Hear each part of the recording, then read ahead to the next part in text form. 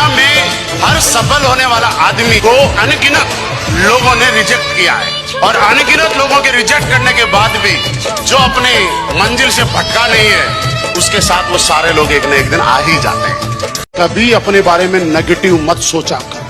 आप किसी भी चीज को जैसा सोचते हैं वैसा ही आपके जीवन में होना शुरू होता है। अगर आप हमेशा सोचते हैं मैं कामयाब हो सकता हूँ, मैं आगे बढ़ सकता हूँ, अपने बारे में जितना हो सके, जितनी बार हो सके सिर्फ अच्छा बोला करो। कभी भी ये मत बोला करो मेरी तो किस्मत ही खराब है। लॉ ऑफ अट्रैक्शन का मतलब पता है क्या होता है? आप जैसा बोलते हैं 24 घंटे में एक बार सरस्वती आपके मुंह से बोलती है, और आप बोलते हो मेरी तो किस्मत ही खराब है, क्या पता उसी टाइम सरस्वती मैच कर गई। फिर भगवान बोलता है इसको इतनी अच्छी जिंदगी दी, ये सारे दिन किस्मत खराब का रोना रोता है, चलो इसकी खराब कर ही देते हैं। हमेशा सोचा करो अच्छी जिंदगी जी रहा हूँ, अच्छी लग्जरी लाइफ का एंजॉय कर रहा हूँ, मैं आगे बढ़ रहा हूँ, हमेशा सब अच्छी अच्छी बातें अपने बारे में बोला। मेरे दोस्त, आज तक इतिहास गवाह है, कोई भी इंसान अगर किसी भी फील्ड में सक्सेसफुल हुआ है, उसने उस फील्ड को अपने जीवन की नंबर 1 प्रायोरिटी दी है। सर बोलते हैं कि सर मेरे घर की पारिवारिक समस्याएं कुछ ज्यादा बड़ी है। मेरे दोस्त, सचिन तेंदुलकर का जब बाप मरा था ना, वर्ल्ड कप का मैच खेल रहा था, सचिन तेंदुलकर नहीं आया श्रद्धांजलि देने, मुखाग्नि देने नहीं आया।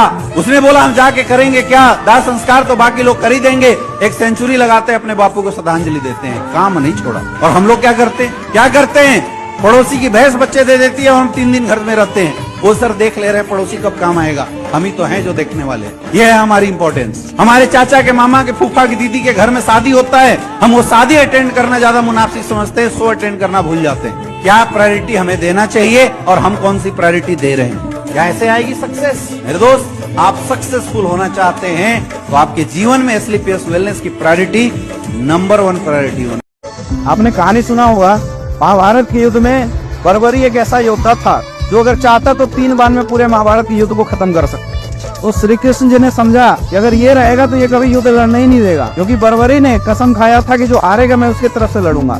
तो मामला ये था, वो जिधर लोग हारते उधर जाकर लड़ने लगता। तो श्री कृष्ण जी ने जैसे तैसे अपना छल बल से उनका सर उनसे मांग लिया। तो बर्बरी ने बोला मुझे महाभारत का युद्ध देखने दिया जाए। तो एक जगह पे उनको स्थापित कर दिया गया, पूरा युद्ध तुम देख लो। अब महाभारत का जब युद्ध खत्म हुआ तो जितने भी पांडव थे सब लड़ने लगे।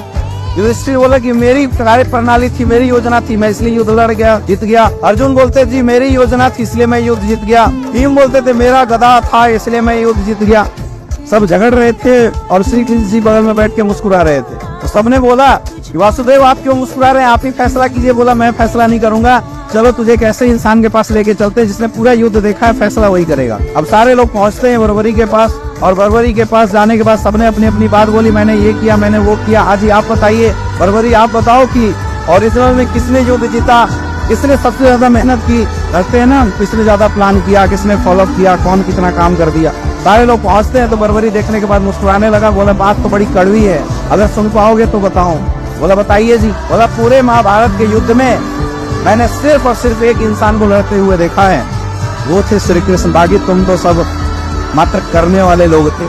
मैंने सिर्फ एक ही चीज, जीवन में जितनी मुश्किल आएंगी ना, आपको इतना ही मजबूत बनाएंगी। भगवान अगर कुछ बड़ा देना चाहता है तो जानबूझ के समस्याएं देता है ताकि आदमी मजबूत बने, और टॉप पे जाने के बाद कितनी समस्याएं कभी नीचे ना गिरे, इसलिए आपकी परीक्षा ली जाती है। पैसा कमाने के लिए किताब छोटा सा माध्यम है, केवल इतना। कौन कहता किताबों में पढ़ के पैसा कमाया जाता है? पैसा कमाना मुश्किल काम नहीं है, किसी एक काम में लगातार कंटिन्यू काम करना मुश्किल काम है। आज तक कोई इतना अमीर नहीं हुआ कि अपने बीते हुए समय को वापस ला सके, और इस दुनिया में कोई आदमी इतना गरीब भी नहीं है कि आने वाले समय को बदल ना सके। बस मौका मिलना चाहिए, प्लेटफॉर्म मिलना चाहिए। हम बीते हुए समय को तो वापस नहीं ला सकते, लेकिन आने वाले समय को तो बदल सकते हैं ना।